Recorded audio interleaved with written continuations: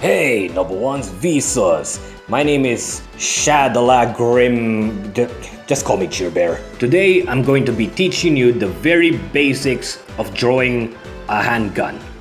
No, I said handgun, not handgun. Yeah, that's better. Disclaimer, I am in no means a gun expert, alright? I'm only going to teach artists who are struggling with drawing the basics of firearms, draw better guns.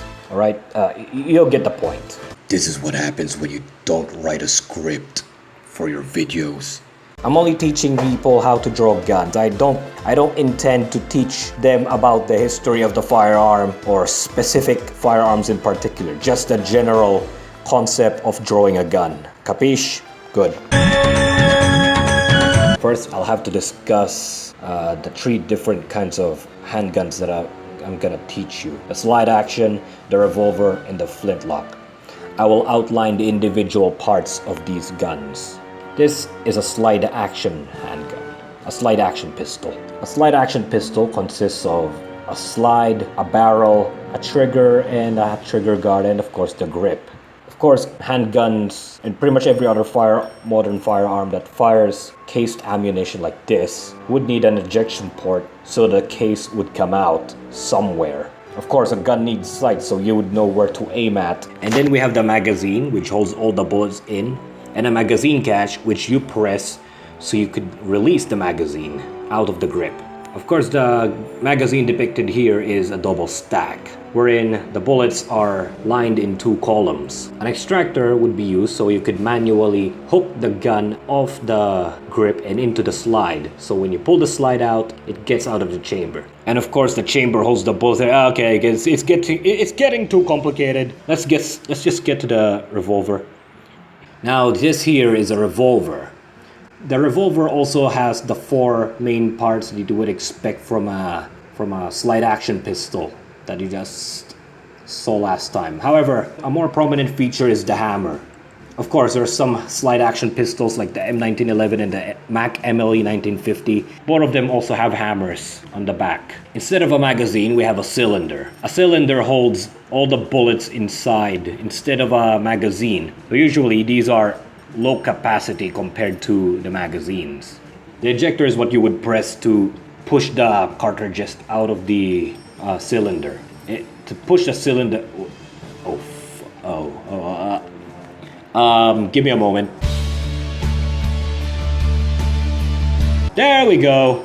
There's definitely no changes into the drawing whatsoever. Anyways, there's the cylinder release is what you would push downward so you could release the cylinder. So you could use the ejector to push out the cartridges and insert new ones. Alright, let's move on to a different gun.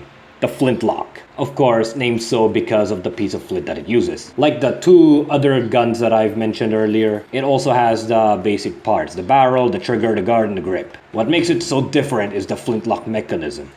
It consists of a cock, a piece of flint that is holding, a frizzen, and of course the pan. A ramrod would be used to reload the pistol. At this point I should be discussing how to reload the flintlock, but I'm only teaching you how to draw the gun, not how to use it. So yeah, let's skip that part. To hold everything together into the stock, or the entire body of the entire wooden body of the flintlock pistol, you'll need a barrel clip.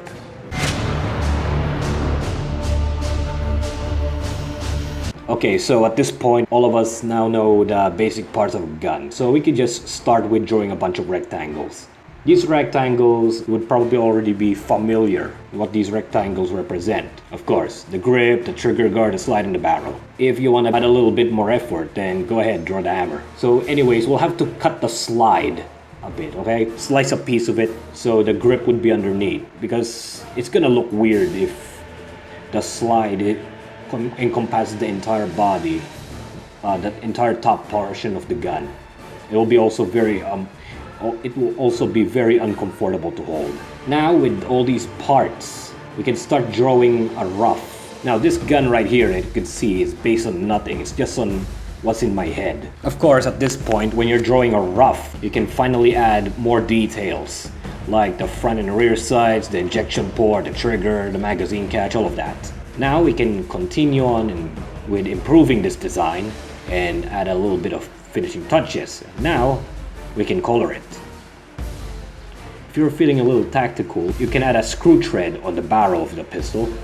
That way you can put a suppressor. If you're feeling a little bit more tactical, you can tape a flashlight. You get the idea. Now we both know how to draw a gun sideways. Let's make it a little harder. Perspective drawing. In perspective drawing, the general rule of thumb is the farther an object is, the smaller it looks. So the bigger rectangle is bigger because it's closer to us, and the smaller rectangle is farther from us. So let's just do that. Anyways, once you're done with perspective and all of that, you can start adding a little extra more shapes to define what your gun will look like. If you're having difficulty with this kind of stuff, you can draw roughs over roughs and over roughs. That way, you can improve on the design or the drawing overall. You can see, oh, something looks wrong in this, maybe I could fix that. Just keep drawing until you feel satisfied with what you see, and you can finally color it. For more antiquated weapons like the flintlock pistol, you would have to use rounder or curvier shapes, like cylinders or a pickle. I'm Pickle Rick! Using the same steps as we did before, we draw the shapes, we add the details, and then we can polish it and do line art and then color it. Now I'm gonna draw a character holding a gun. Don't worry, I'm gonna make a tutorial about this in the future. Now here's a rough drawing of Cher Bear holding a gun. Now I'm gonna... God, I hate drawing Cher's belly badge. And here we are, finished drawing her. Here, some hot chalky as your last meal. Yeah, original meme, 100%.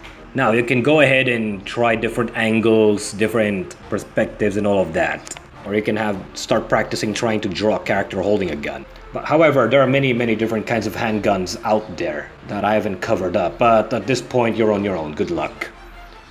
Yeah, thanks for watching. I hope you like this. I hope this video helped you somehow. Guacamole nigga penis. Bye.